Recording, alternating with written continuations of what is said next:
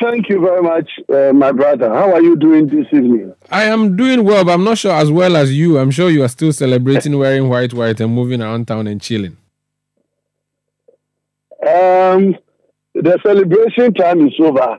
The celebration time is over because we don't have much time to the elections.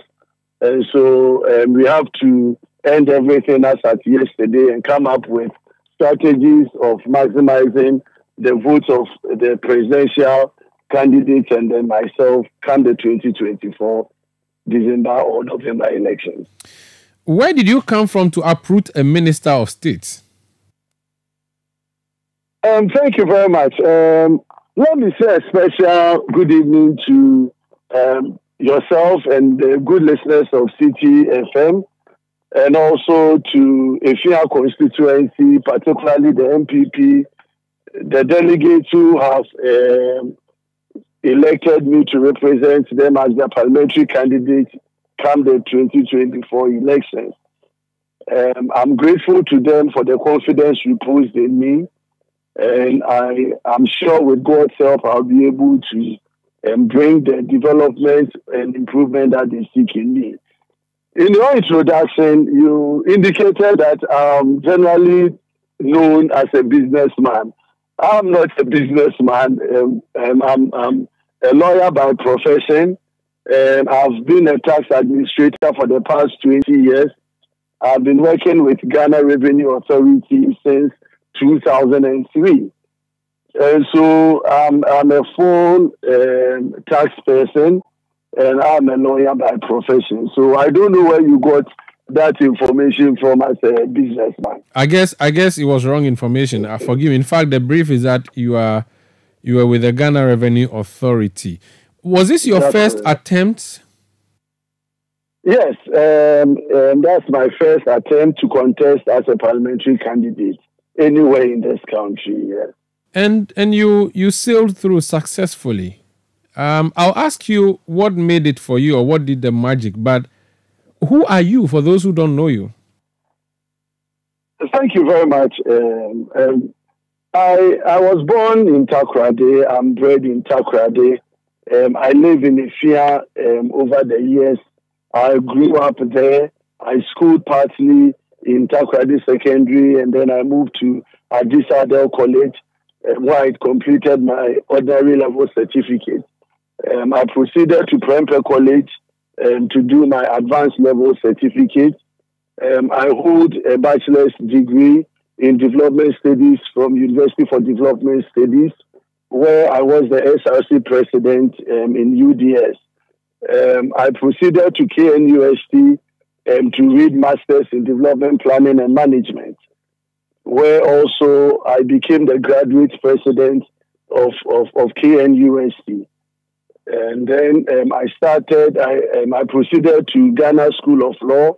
I did my LLB from University of London, and then I went to Makolat, and I was called to the bar in 2015.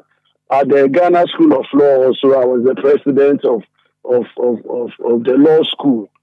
And so that has been my trajectory.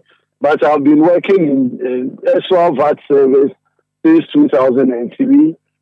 I've risen to the position of Assistant Commissioner in Ghana Revenue Authority, where I sit as the secretary to the board of GRA.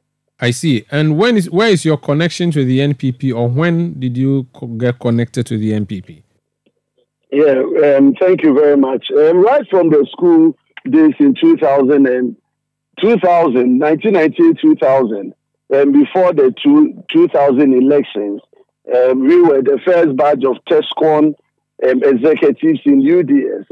I served as the treasurer of TESCON, the first TESCON leadership in UDS. And then post-state being supporter or sympathizer of the NPP. I've assisted the youth wing over the period.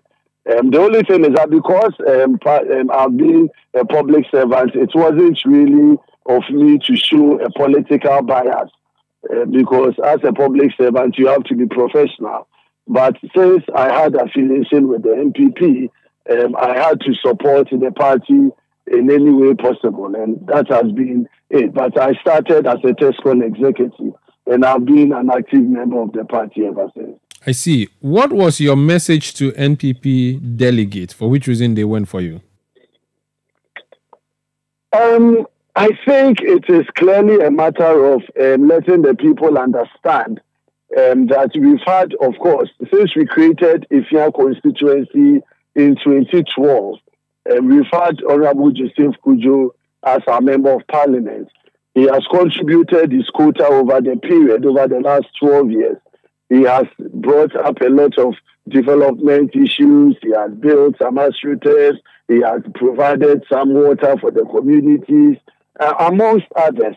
But I presented to the people the need to look for an exponential growth. And also, as an urban constituency, there's been pressure on youth unemployment. And being a youth, I had to discuss with them some of my strategies in working hard to make sure that we minimize the unemployment situation. I showed the way using my network to assist in bringing quite substantial employment to the youth within my constituency.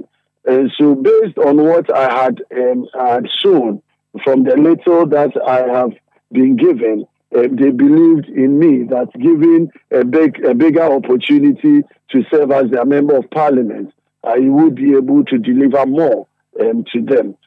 I've been a patron of the constituency for about 6 years.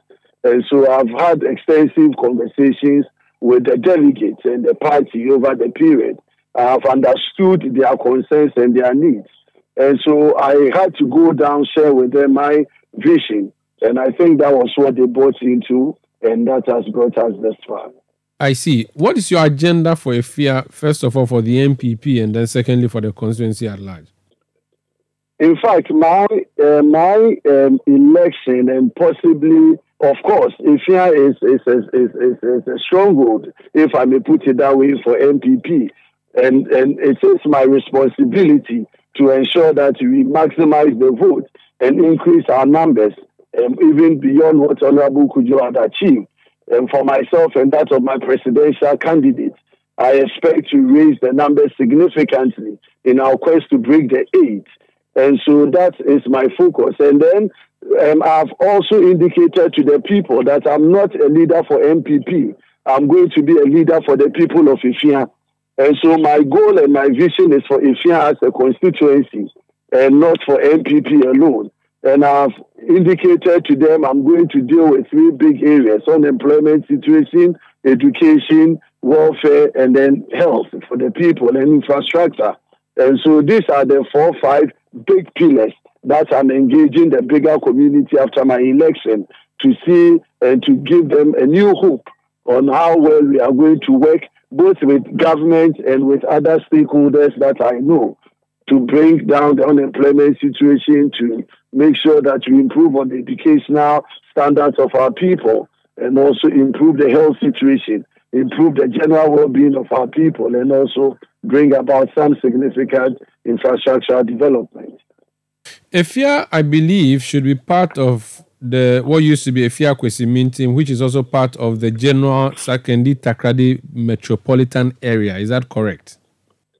That's correct. So we call it, like others we say, Greater Takrady. So Greater Takrady metropolitan area, or Greater Sakendi Takrady metropolitan area, which means that you're an urban center. The demands of your people would be different from the demands of people in rural constituencies.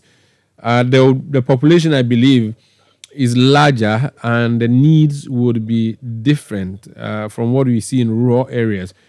You've already identified that. Specifically, what do your people need? As you rightly said, it's an urban constituency. In fact, my area is also predominant, both residential and then trading. So you have a market for the women. We have people with skilled and semi-skilled labor. You have artisans in the constituency. You have people who do petty trading. And then we have the bigger issue of people completing school and not having work to do. So the strategy is to make sure that we cluster these different stakeholders within the constituency. So those who are into their own self-employment, like the carpenters, like the hairdressers, like the seamstress, amongst others, we should have a way to support them. If you take the market women, they want loans, they want some grants to be able to do their business. And then when it comes to the youth who have completed school at various levels, whether at tertiary, the Takoradi Technical University sits within my constituency. And so how do we assess the technical university? And after completion, how do we secure them formal employment? And so these are the needs of the constituents. And that is what I'm targeting, that we're going to go beyond government support, look at some donor support projects to bring on some grants and loans to the women who are doing trading so that they'll be able to live above the poverty line. And so it is very important that we identify the specific needs of our people. And also skill. You know, I have a very huge youth population. And I'm also addressing, or I'm going to come up with measures to ensure that we build their skill, the TVET and the COVET. How are we going to ensure that a lot of the people who complete SS and are unable to go to the university access some of these vocational training centers so that they'll be able to come out with some skilled labor, some skill to work for themselves. And that is how I'm looking at for the bigger constituency. A lawyer colleague of yours has just sent me a message saying you have so far not talked about what you do in terms of your real job, which is a lawmaker. You're just talking about developmental projects, which really should be the job or the area that the DC or the MC should be focusing on. What do you say to that? Oh, it's factual. So the first role of an MP, of course, is a legislator, and as a lawyer with a 20 years tax experience, I'm going to Parliament, God willing, to bring to bear my experience and also supporting lawmaking business. But added to it is the responsibility as an MP to lobby for development for its constituents. And so I'm not oblivious of my core function as a member of Parliament, but beyond the work as an MP, how do I ensure that I bring people, I bring development, I bring support to the teeming people that are looking up to me as an MP? So I appreciate his concern that we haven't talked about my role as a lawmaker, but that is basic. That is why I'm going to Parliament at the committee levels, whatever committees, if we win, and they put us there, we're going to bring our experience to bear there. But bigger question, why the people have voted for me, is not going only to Parliament to pass laws, but also to be a lobbyist to ensure that their concerns are carried across to government, and also make sure that I use my relations, my network, and also I lobby government to bring the needed infrastructure development to my people. Let's talk about the seat. You said Effia is a safe NPP area, but we do know that in areas like Second D and even Takoradi, the NDC did very well the last election. I don't know the figures for Effia, but how safe is the NPP in Effia? Thank you. If I say Effia is primarily safe, I'm not being complacent that if we don't work hard, the numbers may not. But that is why the people in their best ways of belief that with a new person, there will be a new energy, there will be fresh ideas to be able to canvass the support. Ordinarily, over the past 3 times that we have voted in the constituency, NDC have been hovering around the figures of about 18 to 19,000.